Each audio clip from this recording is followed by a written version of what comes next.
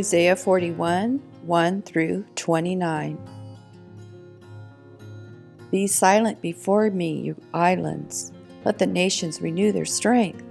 Let them come forward and speak. Let us meet together at the place of judgment. Who has stirred up one from the east, calling him in righteousness to his service? He hands nations over to him and subdues kings before him. He turns them to dust with his sword, to wind-blown chaff with his bow. He pursues them and moves on unscathed by a path his feet have not traveled before. Who has done this and carried it through, calling forth generations from the beginning?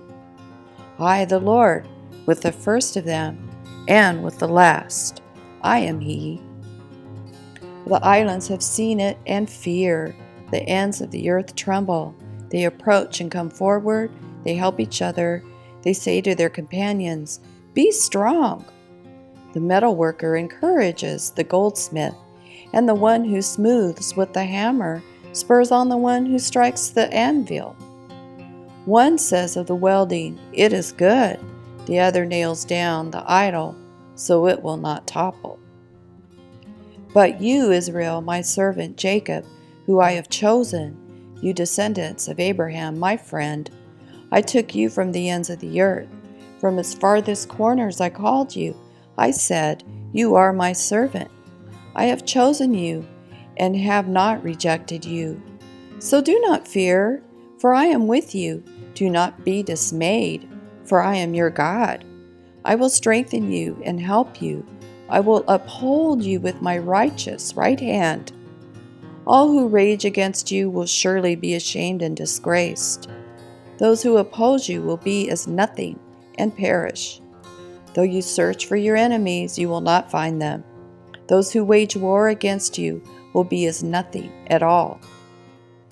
For I am the Lord your God, who takes hold of your right hand and says to you, "Do not fear, I will help you. Do not be afraid, you worm Jacob, little Israel. Do not fear, for I myself will help you, declares the Lord, your Redeemer, the Holy One of Israel. See, I will make you into a threshing sledge, new and sharp with many teeth. You will thresh the mountains and crush them, and reduce the hills to chaff. You will winnow them, and wind will pick them up, and a gale will blow them away. But you will rejoice in the Lord, and glory in the Holy One of Israel. The poor and needy search for water, but there is none. Their tongues are parched with thirst. But I, the Lord, will answer them. I, the God of Israel, will not forsake them. I will make them rivers flow on barren heights and springs within the valleys. I will turn the desert into pools of water and the parched ground into springs.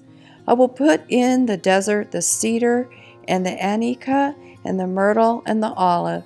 I will set junipers in the wasteland, the fir and the cypress together, so that the people may see and know, may consider and understand that the hand of the Lord has done this, that the Holy One of Israel has created it. Present your case, says the Lord. Set forth your argument, says Jacob's King. Tell us, you idols, what is going to happen. Tell us what the former things were, that we may consider them and know their final outcome. Or declare to us the things to come.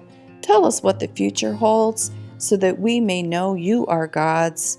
Do something, whether good or bad, so that we will be dismayed and filled with fear.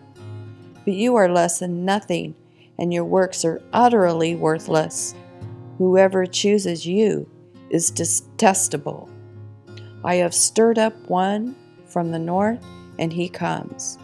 One from the rising sun, who calls my name. He treads on rulers as if they were mortar, as if he were a potter treading the clay. Who told this from the beginning, so that we could know, or beforehand so that we could say he was right? No one told of this. No one foretold it. No one heard any words from you. I was the first to tell Zion, look, here they are.